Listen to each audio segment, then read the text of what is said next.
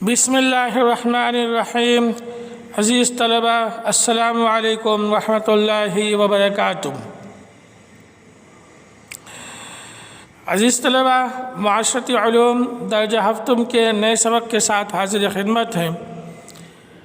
जैसे कि आपको मालूम है कि हम सबक नंबर 1 ज़मीन की तबाही हालत का मुताला कर रहे हैं।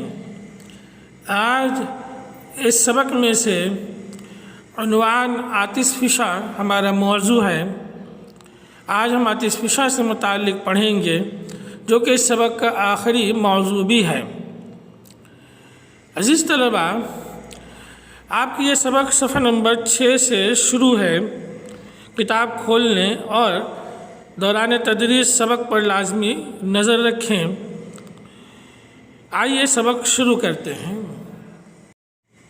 आतिशफ़िशानी अमल ये एक जामी इस्तिलाह है जिसमें मेगमा की हरकत, आतिशफ़िशा का फटना और लावा का ज़मीनी सतह पर फैलना वगैरह शामिल है।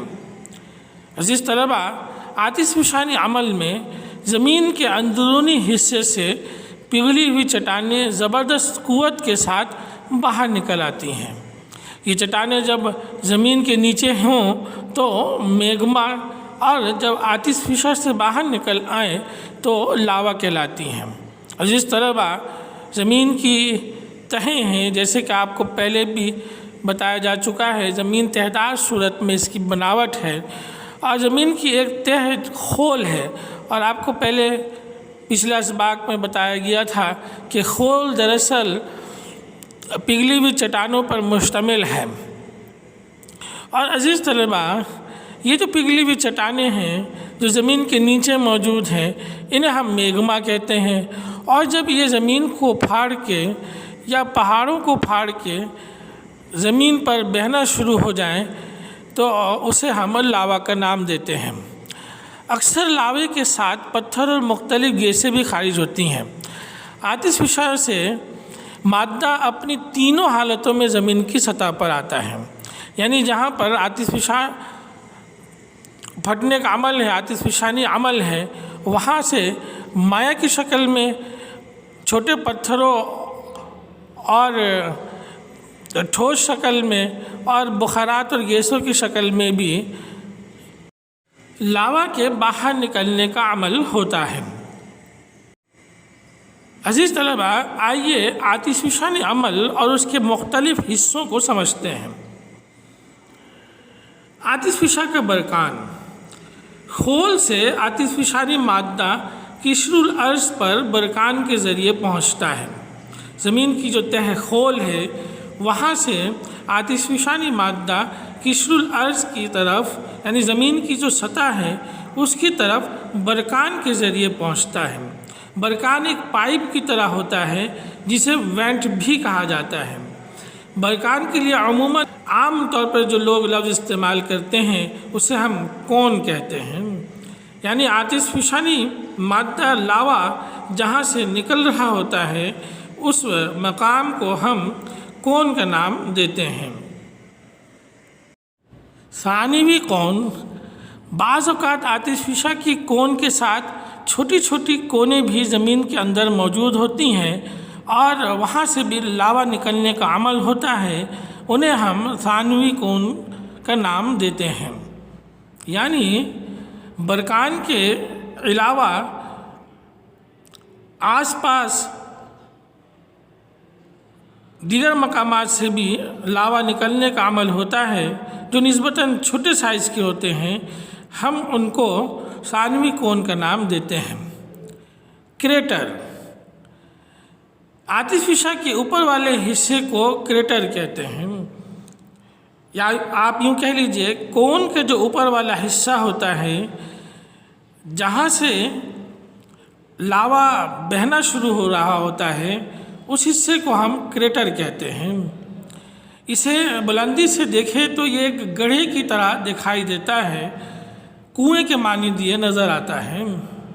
काल्डेरा, जब आतिशफ़िशा का क्रेटर बहुत ज़्यादा बड़ा हो, साइज़ में अगर क्रेटर बड़ा हो तो उसे क्रेटर की बजाय काल्डेरा का नाम देते हैं। عزیز طلباء، آتش فشاں زیادہ تر ان جگہوں پر موجود ہیں جہاں قشر الارض کی پلیٹیں ایک دوسرے کی طرف یا مخالف سمت میں حرکت کرتی ہیں، اور آپ کو پہلے جیسے بتایا گیا ہے کہ زلزلے بھی دراصل انہی مقامات پر زیادہ آتے ہیں جہاں پر زمین کی جو پلیٹیں ہیں، قشر الارض کی جو پلیٹیں ہیں، وہ ایک دوسرے کی طرف یا مخالف سمت میں حرکت کرتی ہیں۔ اور یہ بھی آپ کو بتایا گیا تھا کہ ایسے زمین کے حصے زیادہ تر بحر الکاہل کے ساحلی علاقوں پر موجود ہیں، جنہیں ہم رنگ آف فائر کا نام بھی دیتے ہیں۔ رنگ آف فائر یعنی بحر الکاہل کے جو ساحلی پوری پٹی ہے، وہاں نہ صرف زلزلے زیادہ آتے ہیں بلکہ انہی ساحلی علاقوں میں بڑی مقدار میں، بہت زیادہ تعداد میں آتش فشاں موجود ہیں، اور ان کے وقتاً فوقتاً پھٹنے کا عمل ہوتا ہے۔ عزیز طلباء، آتش فشاں کی وجہ سے ناقابل تلافی نقصان ہو سکتا ہے۔ جب لاوا زمین پر پھیلتا ہے تو عمارتیں، فصلیں وغیرہ سب اس کے نیچے آ کر تباہ ہو جاتی ہیں۔ آتش فشاں کی درجہ بندی، آتش فشاں کی تقسیم دو بنیادوں پر کی جاتی ہے۔ الف، آتش فشانی عمل کی بنا پر درجہ بندی۔ ب، آتش فشاں کی ساخت اور جسامت کی بنا پر درجہ بندی۔ آئیے ان کو ہم باری باری پڑھتے ہیں، ان کے بارے میں معلومات حاصل کرتے ہیں۔ آتش فشانی عمل کی بنا پر درجہ بندی میں نمبر 1، ڈورمنٹ آتش فشاں۔ یہ وہ آتش فشاں ہیں جن سے اب لاوا نہیں نکلتا، لیکن یہ کبھی بھی دوبارہ عمل میں آ سکتے ہیں۔ اٹلی کے علاوہ نیپلس میں موجود ویسویس آتش فشاں ڈورمنٹ آتش فشاں کی ایک واضح مثال ہے۔ ڈورمنٹ آتش فشاں جس طرح وہ آتش فشاں ہیں جن میں سے لاوا نکلنے کا عمل فی الحال ختم ہو چکا ہے، تاہم یہ عمل کسی بھی وقت دوبارہ شروع ہو سکتا ہے۔ اسی طریقے سے نمبر 2 پر ایکٹیو آتش فشاں۔ یہ وہ آتش فشاں ہیں جن سے اکثر لاوا نکلتا رہتا ہے۔ نام سے ظاہر ہے یہ آتش فشاں ایکٹیو ہیں اور ان سے لاوا نکلنے کا عمل جاری ہے۔ ان میں لاوا بننے کا عمل اور نکلنے کا عمل دونوں جاری ہے۔ نمبر 3، ایکسٹنکٹ آتش فشاں۔ یہ وہ آتش فشاں ہیں جو ماضی میں ایکٹیو تھے، لیکن اب ان میں آتش فشانی عمل وقوع پذیر نہیں ہوتا۔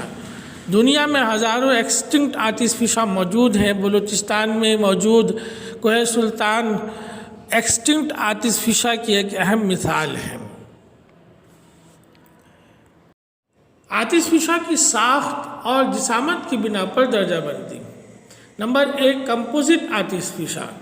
یہ وہ آتش فشاں ہیں جن میں لاوا اور دوسرے مادوں کی کئی تہیں موجود ہیں، یعنی یہ تہدار آتش فشاں ہیں۔ آتش فشاں کی چوٹی سے نیچے کی طرف ڈھلوان زیادہ ہوتی ہے۔ اسی طرح نمبر 2 پر آتش فشانی ڈوم۔ بعض اوقات آتش فشاں سے نکلنے والا لاوا کثیف گاڑھا نہیں ہوتا اور اس کے ساتھ دوسرے مادے آتش فشاں سے باہر نہیں نکلتے۔ اس صورت میں آتش فشاں ایک گنبد کی شکل اختیار کر لیتا ہے اور آتش فشانی ڈوم کہلاتا ہے۔ نمبر 3، سنڈر کون۔ جس جگہ کثیف لاوا زبردست دباؤ کے ساتھ باہر نکلتا ہے، وہاں لاوے کے ساتھ دوسرے مادے بھی باہر نکلتے ہیں اور آتش فشاں کے ساتھ جم جاتے ہیں۔ اس صورت میں آتش فشاں ایک مخروطی گول پہاڑ کی شکل اختیار کرتا ہے، اسے ہم سنڈر کون کہتے ہیں۔ نمبر 4، شیلڈ آتش فشاں۔ بعض اوقات آتش فشاں سے نکلنے والا لاوا بے حد کثیف ہوتا ہے اور بہت ساری گیس بھی اس کے ساتھ آتش فشاں سے باہر نکلتی ہیں۔ یہ لاوا ایک چادر کی طرح زمین پر پھیلتا ہے۔ اس طرح تہدار لاوا جمنا شروع ہو جاتا ہے اور آتش فشاں شیلڈ آتش فشاں کہلاتا ہے۔ کالڈیرا، یہ آتش فشاں تب بنتا ہے جب اچانک لاوا زبردست دباؤ کے ساتھ زمین سے باہر نکلتا ہے اور آتش فشاں کی چوٹی والا حصہ، جسے ہم کون کہتے ہیں، لاوے کے دباؤ کی وجہ سے ٹوٹ کر ہوا میں بکھر جاتا ہے۔ اس طرح آتش فشاں کا اوپر والا حصہ ایک بہت بڑے گڑھے کی شکل میں تبدیل ہو جاتا ہے۔ ایسے آتش فشاں کو ہم کالڈیرا کا نام دیتے ہیں۔ اور ابھی آپ کو جیسے میں بتا رہا تھا کہ اگر جہاں سے آتش فشاں نکل رہا ہے وہ گولائی میں بہت زیادہ بڑا ہو تو اسے ہم کالڈیرا کہتے ہیں۔ اسی بنیاد پر آتش فشاں کی درجہ بندی میں وہ مقام جہاں سے لاوا نکل رہا ہے اس کے پھیلاؤ بہت زیادہ ہے، تو ایسے آتش فشاں کو ہم کالڈیرا آتش فشاں کہتے ہیں۔ عزیز طلباء، اگر ہم دنیا کے نقشے پر نظر ڈالیں تو آتش فشاں کی تقسیم بے حد واضح نظر آتی ہے۔ دنیا میں تقریباً 800 سے زائد آتش فشاں موجود ہیں۔ آتش فشاں کی یہ تقسیم مندرجہ ذیل صورتوں میں ہم بیان کر سکتے ہیں۔ Number 1، circum Pacific belt. آتش فشاں کے حوالے سے دنیا کا اہم ترین خطہ سرکم پیسیفک بیلٹ ہے، جو بحر الکاہل کے ساحلی علاقوں پر مشتمل ہے۔ ان علاقوں میں شمالی اور جنوبی امریکہ کے ساحل، جاپان، فلپائن، انڈونیشیا اور نیوزی لینڈ بہت اہم ہیں۔ یہی وہ ممالک ہیں اور ساحلی علاقے ہیں جہاں بڑی مقدار میں تعداد میں آتش فشاں موجود ہیں۔ Number 2، Eurasian belt. Eurasian belt میں اٹلی اور میڈیٹرینین سی کے مشرقی علاقے شامل ہیں۔ یہ بیلٹ کوہ قاف، آرمینیا اور ایران سے بھی گزرتی ہے۔ عزیز طلباء، اسی کے ساتھ ہمارا آج کا موضوع مکمل ہوا اور ساتھ ہی ہمارا پہلا سبق بھی مکمل ہوتا ہے۔ اب عزیز طلباء، ہم اس سبق سے بیانیہ سوالات و جوابات کو دیکھ لیتے ہیں۔ اس سے پہلے آپ کو مختصر سوالات و جوابات بتائے گئے تھے۔ امید ہے آپ جرنل پہ تحریر کر چکے ہوں گے اور فہرست میں بھی اس کو لکھ چکے ہوں گے۔ آئیے آج ہم بیانیہ سوالات و جوابات دیکھتے ہیں۔ پہلا سوال ہے، فالٹ کی تعریف اور اس کی اقسام بیان کریں۔ جواب کے لیے آپ صفحہ نمبر 1 کھولیں۔ سبق کا صفحہ نمبر 1، کتاب کا بھی صفحہ نمبر 1 ہے۔ ہیڈنگ موجود ہے فالٹس۔ ہیڈنگ ڈالیں گے اور تحریر کریں گے۔ فالٹ زمین میں موجود بڑے بڑے شگافوں کو کہا جاتا ہے۔ ان شگافوں کی وجہ سے قشر الارض چھوٹے بڑے حصوں میں بٹ گیا ہے۔ قشر الارض کے یہ حصے مسلسل حرکت کرتے رہتے ہیں کیونکہ ان کے نیچے خول میں پگھلی ہوئی چٹانیں موجود ہیں۔ یہاں تک لکھنے کے بعد آپ اگلے صفحے پر آ جائیں، صفحہ نمبر 2 پر، اور یہاں دیکھیے ہیڈنگ موجود ہے فالٹ کی اقسام۔ آپ فالٹ کی اقسام کی ہیڈنگ ڈالیں گے اور پھر اس کے بعد آپ تحریر کریں گے، مختلف حرکات کی بنا پر فالٹ کو مندرجہ ذیل اقسام میں تقسیم کیا گیا ہے۔ پھر آپ نارمل فالٹ مکمل تحریر کریں گے اس پوری ہیڈنگ کو۔ پھر نمبر 2، ریورس فالٹ، اس میں بھی آپ یہ 2 لائنیں تحریر کریں گے۔ پھر نمبر 3، ٹرانسفارم فالٹ، آپ اس میں بھی پھر یہ 3 لائنیں تحریر کریں گے۔ اس طرح آپ کا یہ بیانیہ سوال نمبر 1 مکمل ہوگا۔ سوال نمبر 2 ہے، زلزلے کی تعریف کریں اور دنیا میں زلزلوں کی تقسیم بیان کریں۔ اس کے لیے آپ صفحہ نمبر 4 کھولیں۔ ہیڈنگ اوپر موجود ہے، پہلی ہی ہیڈنگ ہے زلزلہ۔ آپ اس 1.5 لائن کو آپ تحریر کریں گے جو کہ زلزلے کی تعریف ہے۔ اب پھر اس کے بعد اگلے پیج پر صفحہ نمبر 5 پر دیکھیں، دنیا میں زلزلوں کی تقسیم، آخری ہیڈنگ موجود ہے۔ آپ اس پوری ہیڈنگ کو تحریر کریں گے، ان دونوں پیراگراف کو تحریر کریں گے۔ اس طرح آپ کا سوال نمبر 2 بھی مکمل ہوگا۔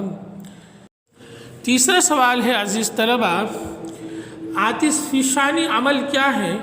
آتش فشانی عمل کی بنا پر آتش فشاں کی درجہ بندی بیان کریں۔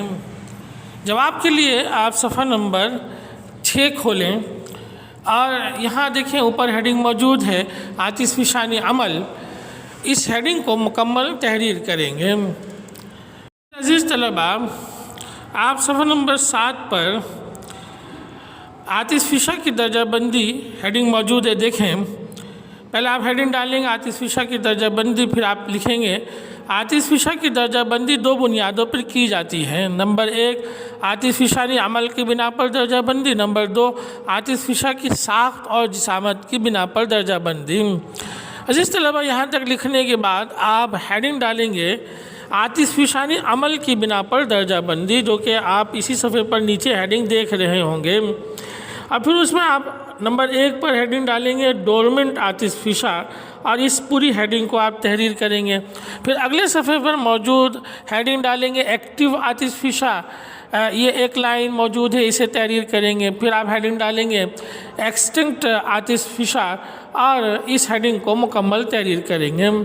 پھر اس کے بعد عزیز طلباء عاطف فشا کی ساخت اور جسامت کی بنا پر درجہ بندی آپ ہیڈنگ ڈالیں گے، جو کہ اسی صفحہ نمبر 8 پر موجود ہے۔ اور پھر اس میں آپ 1 سے لے کر 5 تک جو ہیڈنگز موجود ہیں ان کو مکمل تحریر کریں گے۔ اس طرح جواب نمبر 3 آپ کا مکمل ہوگا۔ امید ہے عزیز طلباء آپ ان بیانیہ جوابات کو بھی خوشخط اچھی لکھائی میں جرنل پہ تحریر کریں گے اور فہرست میں بھی شامل کر لیں گے، اور جیسے ہی موقع ملے ان جوابات کو لازمی یاد کر لیں۔ عزیز طلباء، اسی طرح اب صفحہ نمبر 10 کھولیں اور اس پر دیکھیں کچھ خالی جگہیں موجود ہیں، انہیں آپ پینسل سے پر کریں گے، اور آپس میں کالم ملانے کا بھی ایک سوال موجود ہے، معروضی سوال ہے یہ، اسے بھی آپ حل کریں گے۔ صفحہ نمبر 10 پر موجود 2 سوالات جو معروضی آبجیکٹیو ہیں، انہیں آپ کتاب پر حل کریں گے پینسل کی مدد سے۔ عزیز طلباء، انشاءاللہ تعالی اگلے سبق کے ساتھ، نئے سبق کے ساتھ پھر حاضر خدمت ہوں گے۔ آپ سب کا بہت بہت شکریہ۔ السلام علیکم ورحمۃ اللہ وبرکاتہ۔